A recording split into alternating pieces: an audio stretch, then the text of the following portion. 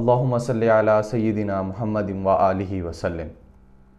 دوستو، کربلا آخر کیوں ہوئی، آج اس کا 5واں ایپیسوڈ۔ پچھلے ایپیسوڈ میں ہم نے 9 محرم الحرام کی رات کا منظر دیکھا تھا۔ تاریخی روایات کے مطابق جب لشکر کوفہ نے حملہ کی تیاری دکھائی تو امام حسین رضی اللہ تعالیٰ نے ایک رات کی مہلت مانگی۔ انہوں نے فرمایا کہ ہمیں آج رات دے دو تاکہ ہم اپنے رب کے لیے نماز پڑھیں، دعا کریں، استغفار کریں اور قرآن کی تلاوت کر سکیں۔ اللہ تعالیٰ کی حمد کی، اس کا شکر ادا کیا، پھر بہت محبت کے ساتھ فرمایا کہ میں اپنے اصحاب سے بہتر اصحاب نہیں جانتا اور اپنے اہل بیت سے زیادہ وفادار گھرانہ نہیں جانتا۔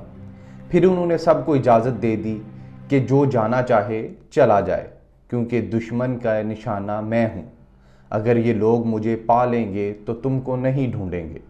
یہ الفاظ کسی سردار کا حکم نہیں تھا، بلکہ یہ آپ رضی اللہ تعالیٰ کی اپنے جانشین، اپنے محبت کرنے والوں سے ایک اظہار وفاداری تھا۔ وفاداری کا جو منظر تھا، تاریخ اس کی مثال کم دیتی ہے۔ بنو ہاشم نے کہا کہ ہم آپ کے بعد زندہ رہ کر کیا کریں گے؟ مسلم بن اوسجہ رضی اللہ تعالیٰ جیسے بزرگ ساتھی نے عرض کی کہ کیا ہم آپ کو چھوڑ دیں اور پھر اللہ کو کیا منہ دکھائیں؟ زبیر رضی اللہ تعالیٰ نے اپنی جان کو بہت حقیر جانا اور امام علیہ السلام کی نسبت کو مہنگا۔ انہوں نے آپ کا ساتھ چھوڑنے سے انکار کر دیا۔ دوسرے اصحاب نے بھی اسی طرح کے الفاظ کہے۔ کوئی پیچھے ہٹنے کو تیار ہی نہ ہوا۔ رات بھر خیموں سے دعائیں کی آوازیں آتی رہیں اور نمازیں ادا ہوتی رہیں۔ تلاوت قرآن کا منظر پیش ہوتا رہا۔ لیکن یہاں ایک سوال ہے کہ آج ہم لوگ وہی کر رہے ہیں؟ جب موت ان کے دروازے پر کھڑی تھی اور شہادت ان کا انتظار کر رہی تھی، وہ اپنے اس آخری لمحے کے اندر اللہ اور اس کے رسول کی عبادت میں مصروف تھے۔ وہ اللہ کی عبادت کر رہے تھے، قرآن کی تلاوت کر رہے تھے۔ کیا آج ہماری محفلوں میں یہ ہو رہا ہے؟ کیا 9-10 محرم کی راتوں کو ہم یہ عبادت کرتے ہیں؟ کیا امام بارگاہوں، مساجد اور محافل میں ایسا ہی منظر ہوتا ہے؟ یہ ہم سب کے لیے ایک لمحہ فکریہ ہے، اور کربلا کی حقیقت اور اس کا فلسفہ یہی ہے۔ تاریخ میں یہ بھی آتا ہے کہ اسی رات حضرت زینب رضی اللہ تعالیٰ نے امام حسین رضی اللہ تعالیٰ کے لبوں پر کچھ اشعار سنے اور ان کے دل کو اندیشہ ہوا کہ صبح کیا ہونے والی ہے۔ آنسو رکتے ہی نہیں تھے۔ امام حسین رضی اللہ تعالیٰ نے اپنی بہن کو تسلی دی، انہوں نے صبر کی تلقین کی۔ یہ گھرانہ وہ تھا جسے نبی کریم صلی اللہ علیہ وآلہ وسلم نے اپنی محبت کا مرکز بنایا۔ حضرت زینب رضی اللہ تعالیٰ جیسی وفادار بہن تاریخ نے آج تک نہیں دیکھی۔ کربلا کے بعد جس طرح آپ نے امام حسین رضی اللہ تعالیٰ کے گھرانے کی حفاظت کی، اس کی مثال تاریخ میں کہیں نہیں ملتی۔ اور اب اس گھرانے پر قرب کے پہاڑ ٹوٹنے والے تھے۔ شب عاشور آئی، فجر کا وقت ہوا، امام حسین رضی اللہ تعالیٰ نے اپنے چند ساتھیوں کے ساتھ نماز ادا کی، پھر لشکر کو صف بندی کے لیے کہا۔ روایات کے مطابق ان کے پاس بہت کم افراد تھے، کچھ سوار اور کچھ پیدل۔ علم حضرت عباس رضی اللہ تعالیٰ کے ہاتھ میں تھا۔ دشتوں کو سامنے کرنے کے لیے خیموں کو اس طرح قریب کر دیا گیا کہ پچھلی طرف سے حملہ مشکل ہو۔ دشمن کی طرف فوج کا سمندر تھا۔ امام حسین رضی اللہ تعالیٰ کے پاس وفادار ساتھیوں کی ایک چھوٹی سی جماعت تھی۔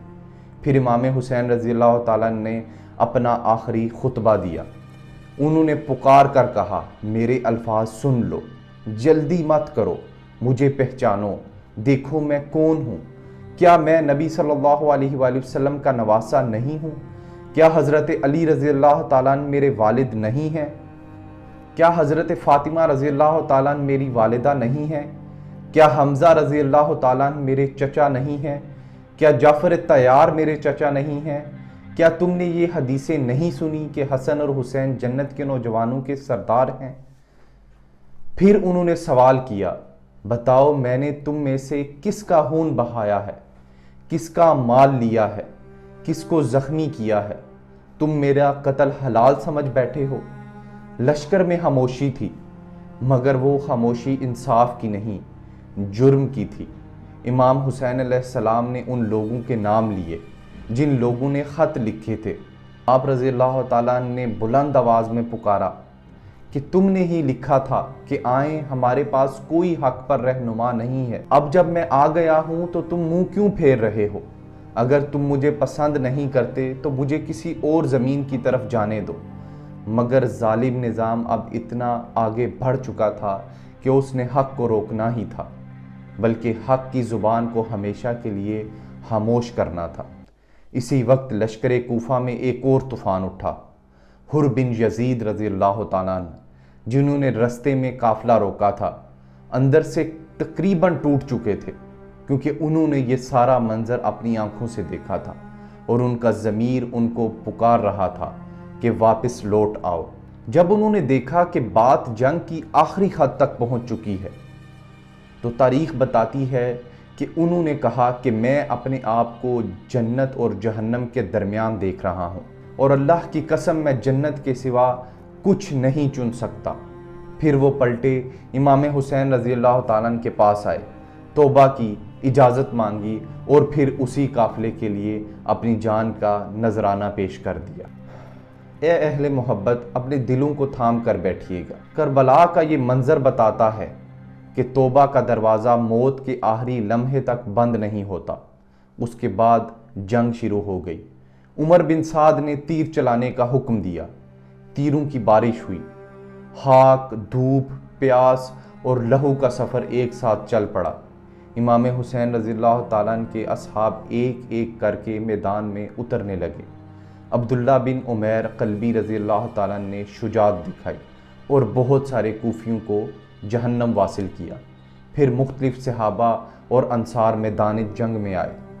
روایات میں مسلم بن اوسجہ رضی اللہ تعالیٰ عنہ کو پہلے بڑے شہداء میں ذکر کیا جاتا ہے۔ حبیب بن مظاہر رضی اللہ تعالیٰ عنہ بھی پہنچے۔ مسلم بن اوسجہ رضی اللہ تعالیٰ عنہ نے اشارہ سے امام کے ساتھ نہ چھوڑنے کا حکم دیا۔ کچھ دیر بعد یہ بزرگ مجاہد شہید ہو گئے۔ انا للہ و انا الیہ راجعون۔ پھر حبیب بن مظاہر رضی اللہ تعالیٰ عنہ میدان میں اترے۔ یہ وہ بزرگ دوست تھے جو کوفہ سے امام تک محبت کا رشتہ لے کر آئے تھے۔ انہوں نے آخری دم تک مقابلہ کیا اور شہید ہو گئے۔ حر رضی اللہ تعالیٰ عنہ نے بھی بہادری سے لڑ کر آپ رضی اللہ تعالیٰ عنہ کا ساتھ دیا اور شہادت کا جام نوش کیا۔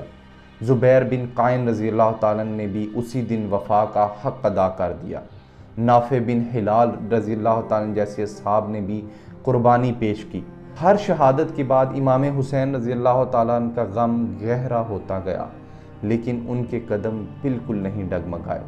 جنگ بڑھتی گئی، دن چڑھ گیا، دھوپ سخت ہوتی گئی، پیاس اپنی انتہا کو پہنچ گئی تھی، کیونکہ یہ قافلہ 3 دن سے بھوک اور پیاس کو برداشت کر رہا تھا۔ دوستو، اسی دوران ابو تمامہ رضی اللہ تعالیٰ نے امام حسین رضی اللہ تعالیٰ کو نماز کی یاد دلائی۔ کہا کہ میری خواہش ہے کہ میں اپنے رب سے ملنے سے پہلے یہ نماز آپ کے پیچھے ادا کر لوں۔ سوچئے، تلواروں کے سائے میں موت سامنے کھڑی ہے، تیر چل رہے ہیں، قتل کا امکان یقینی ہے اور شہادت دروازے پر موجود ہے، وہاں نماز کی فکر ہو رہی ہے۔ کیا آج ہم بھی اپنی نمازوں کی اتنی ہی فکر کرتے ہیں؟ کیا آج ہم بھی کربلا کے اس پیغام کو لے کر چل رہے ہیں؟ امام حسین رضی اللہ تعالیٰ نے فرمایا، تم نے نماز یاد دلائی، اللہ تمہیں نماز قائم کرنے والوں میں رکھے۔ پھر امام حسین رضی اللہ تعالیٰ نے نماز ادا کرنے کا حکم دیا۔ کچھ ساتھی امام کے آگے دیوار بن کر کھڑے ہو گئے۔ تاریخی روایات میں سعید بن عبداللہ حنفی رضی اللہ تعالیٰ کا ذکر ملتا ہے کہ وہ امام کے سامنے تیروں کا نشانہ بنتے رہے تاکہ نماز ادا ہو جائے۔ جب نماز مکمل ہوئی تو وہ زخموں سے چور تھے۔ اب قافلہ دھیرے دھیرے اس مرحلے میں داخل ہو رہا تھا جہاں اہل بیت کے افراد ایک ایک کر کے میدان میں اترنے لگے تھے اور شہادت کا جام نوش کر رہے تھے۔ بنو ابی طالب کے شہداء کی مکمل ترتیب میں کچھ اختلاف ملتا ہے، لیکن چند نام بالکل روشن ہیں۔ روایات کے مطابق حضرت علی اکبر علیہ السلام میدان میں گئے، جوان، حسن اور ادب کے بے مثال پیکر۔ روایات میں آتا ہے کہ لوگ کہتے تھے کہ ان کی صورت اور ادا نبی کریم صلی اللہ علیہ وآلہ وسلم سے ملتی تھی۔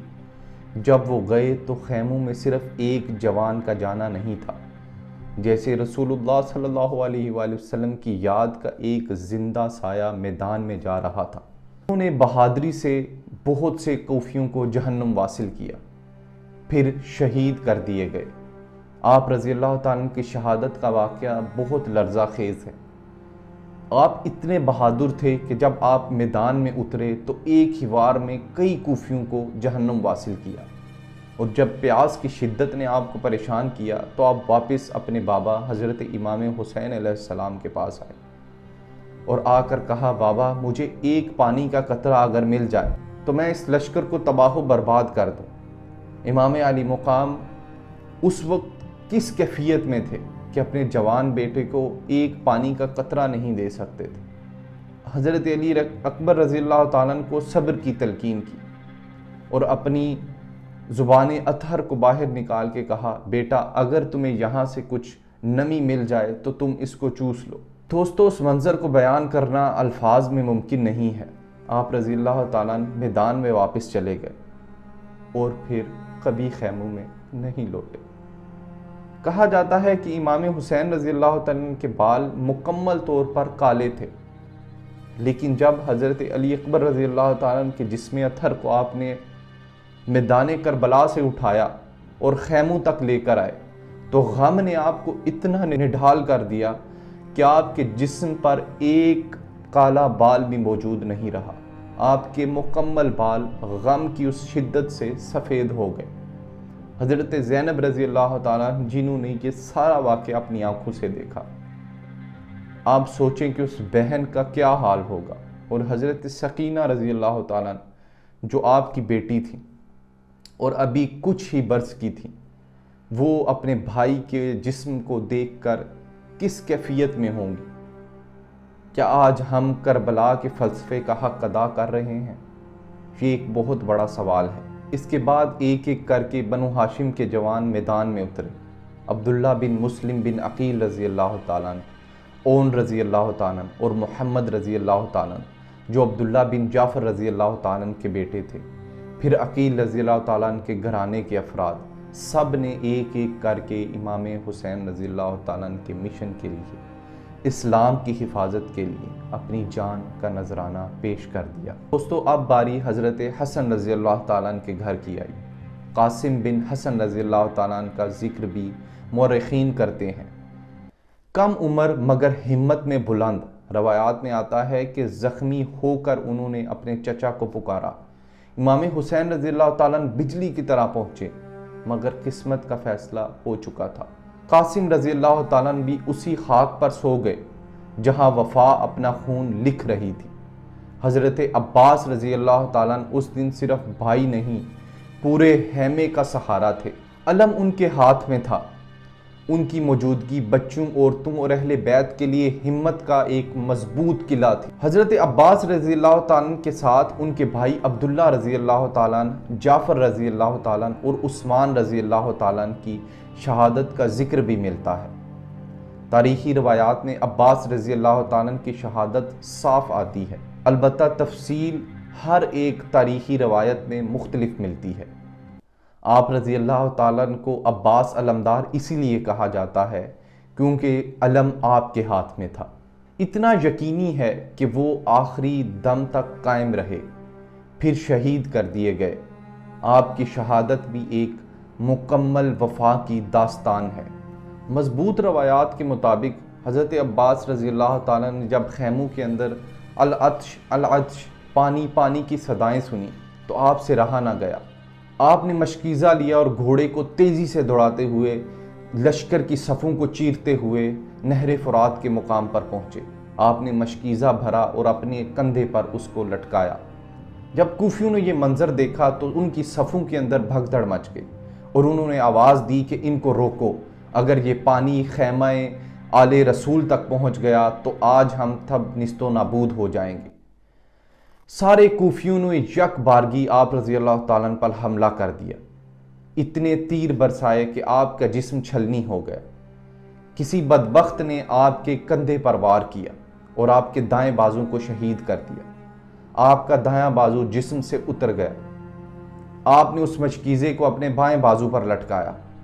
اور تیزی سے گھوڑے کو دوڑاتے ہوئے خیموں کی طرف جانے لگے۔ اتنے میں ایک اور نیزے اور تلوار کے وار سے آپ کا بایاں بازو بھی شہید ہو گیا۔ آپ کے دونوں بازو یک وقت شہید ہو چکے تھے اور جسم سے جدا تھے۔ آپ نے اس مشکیزے کو اپنے منہ سے اپنی گردن میں لٹکایا۔ اتنے میں ایک تیر نے آپ کو شدید زخمی کیا اور آپ گھوڑے سے نیچے تشریف لے آئے۔ اس کے بعد آپ کے سر انور کو آپ کے جسم سے جدا کر دیا گیا اور وہ پانی کا مشکیزہ تیروں سے چھلنی کربلا کی زمین پر بہہ گیا۔ اس طرح آپ رضی اللہ تعالیٰ عنہ کی شہادت ہوئی۔ اب امام حسین رضی اللہ تعالیٰ عنہ کے گرد لوگ کم ہو چکے تھے۔ قافلہ شہادت کے آخری موڑ پر کھڑا تھا۔ ایک چھوٹے سے بچے عبداللہ بن حسین کا بھی ذکر ملتا ہے، لیکن ان کی تفصیل میں محرخین کے درمیان اختلاف ہے۔ اس لیے اتنا کہنا کافی ہے کہ اس دن بچوں کو بھی نہیں چھوڑا گیا، ان کو بھی شہید کر دیا گیا۔ دل ڈھلنے لگا تھا اور آپ رضی اللہ تعالیٰ عنہ کے ساتھی ایک ایک کر کے شہید ہو چکے تھے۔ اب امام حسین علیہ السلام تنہا نظر آ رہے تھے، مگر یہ تنہائی بے بسی کی نہیں تھی، یہ اس حجت کی تکمیل تھی جو اللہ اور اس کے رسول کو منظور تھی۔ کوفی چاہے جتنے بھی سفاک اور ظالم تھے، لیکن امام حسین رضی اللہ تعالیٰ عنہ کے قتل کا بوجھ اپنے سر لینے سے گھبرا رہے تھے۔ آخر کار ہر طرف سے گھیرا تنگ کر دیا گیا۔ یہاں میں آپ کو بتاتا چلوں کہ حضرت علی اصغر رضی اللہ تعالیٰ عنہ کی شہادت بھی ایک بہت ہی دردناک واقعہ ہے۔ جب آپ رضی اللہ تعالیٰ عنہ پیاس کی شدت سے پریشان ہوئے تو رونے لگے۔ آپ چند ماہ کے بچے تھے۔ امام حسین رضی اللہ تعالیٰ نے آپ کو گود میں اٹھایا اور باہر آ کر کوفیوں کو آواز لگائی کہ اے ظالموں، اس بچے کو تو پانی دے دو، چاہے ہمیں پانی مت دو، یہ تم لوگوں کے خلاف کچھ نہیں کر سکتا۔ اتنے میں ایک سفاک کوفی نے تیر چلایا۔ وہ تیر 2 مہا تیر تھا جو حضرت علی اصغر رضی اللہ تعالیٰ کے گلے کو چیرتا ہوا امام علی مقام کے بازو کے اندر پیوست ہو گیا اور آپ رضی اللہ تعالیٰ کے ہاتھوں میں آپ کے چند ماہ کے بیٹے کی شہادت ہوئی۔ آپ رضی اللہ تعالیٰ اس جسم اطہر کو لے کر واپس خیمے میں آ گئے اور خیموں کے اندر ایک شدید غم کی کیفیت طاری ہوئی، اور پھر آخر کار ہر طرف سے گھیرا تنگ کر دیا گیا۔ اسی آخری مرحلے میں آتا ہے کہ امام حسین رضی اللہ تعالیٰ نے پکارا، اگر تم میں دین نہیں اور آخرت کا خوف بالکل نہیں تو کم از کم اپنی دنیا میں آزاد لوگ بن جاؤ، میرے گھر والوں اور خیموں پر ٹوٹ مت پڑو۔ یہ پکار صرف اس لشکر کے لیے نہیں تھی، یہ ہر دور کے انسان کے لیے تھی۔ پھر وہ لمحہ آیا جسے زبان بیان کرتے ہوئے لرزتی ہے۔ امام حسین رضی اللہ تعالیٰ بہت زخمی ہو چکے تھے۔ روایات کے مطابق مختلف افراد نے ان پر وار کیے۔ آخری قتل کی نسبت میں تاریخی روایات میں اختلاف ملتا ہے۔ مشہور روایات کے مطابق سنان بن انس کا نام آتا ہے اور کچھ روایات میں شمر یا دوسرے افراد کا ذکر ملتا ہے، لیکن اتنا یقینی ہے کہ نبی صلی اللہ علیہ وسلم کے نواسے کو بے رحمی کے ساتھ زخمی حالت کے اندر کربلا کے میدان میں شہید کر دیا گیا۔ آپ رضی اللہ تعالیٰ کے جسم کو تیروں سے اتنا چھلنی کیا گیا کہ آپ کے جسم پر تیروں اور نیزوں کے اتنے نشان تھے کہ جسم کا کوئی حصہ باقی نہیں رہا، لیکن ان ظالموں کی ہوس تب بھی نہیں کم ہوئی۔ پھر انہوں نے آپ کے جسم اطہر سے آپ کے سر انور کو جدا کیا۔ انا للہ و انا الیہ راجعون۔ کربلا کی مٹی لہو سے تر ہو گئی۔ زمین نے اپنی سب سے عظیم امانت کو اپنے سینے میں لے لیا۔ جو بچ گیا تھا وہ خیموں کا درد تھا، وہ عورتوں کی چیخیں تھیں اور ٹوٹے ہوئے صبر کی ایک شدید غم بھری داستان۔ دوستو، روایات میں یہ بھی آتا ہے کہ اس دن آسمان کا رنگ سرخ ہو چکا تھا اور لگتا تھا کہ ابھی آسمان سے آگ برسے گی۔ امام زین العابدین رضی اللہ تعالیٰ بیماری اور بے بسی کی حالت میں خیموں میں موجود تھے۔ وہ اہل بیت کی وہ تنہائی تھی جسے دیکھ کر سنگ دل بھی پگھل جائے۔ آپ رضی اللہ تعالیٰ عنہ کو امام حسین علیہ السلام کا حکم تھا کہ آپ میدان جنگ میں نہیں جائیں گے، کیونکہ اس کے پیچھے ایک حکمت پوشیدہ تھی۔ آپ سے اہل بیت اطہار کی نسل نے آگے بڑھنا تھا۔ یہ وہ واحد مرد تھے جو کربلا کے اس معرکے کے اندر زندہ بچے تھے۔ دوستو، لیکن قصہ یہاں ختم نہیں ہوتا۔ کربلا کا اصل درد شہادت کے بعد بھی چلتا ہے۔ اب خیموں پر حملہ ہوا اور خیموں کو جلا دیا گیا۔ اہل بیت اطہار کی خواتین کو زنجیروں میں جکڑا گیا اور قیدی بنا لیا گیا۔ خیموں کو اس لیے جلایا گیا کہ کوفی ڈرتے تھے کہ ان کے وہ خط ثبوت کے طور پر کہیں یزید کو نہ مل جائیں۔ دوستو، آج کے ایپیسوڈ کو ہم یہیں پہ ختم کرتے ہیں، اور اگلے ایپیسوڈ کے اندر ہم آپ کو بتائیں گے کہ کس طرح اس آل رسول کے عظیم گھرانے کو قیدیوں کی شکل میں کوفہ لے جایا گیا، اور پھر وہاں کیا ہوا، اور اس کے بعد جن لوگوں نے امام علی مقام کو شہید کیا تھا ان کا عبرتناک انجام مختار ثقفی نے کیسے کیا۔ ملتے ہیں نیکسٹ ویڈیو میں۔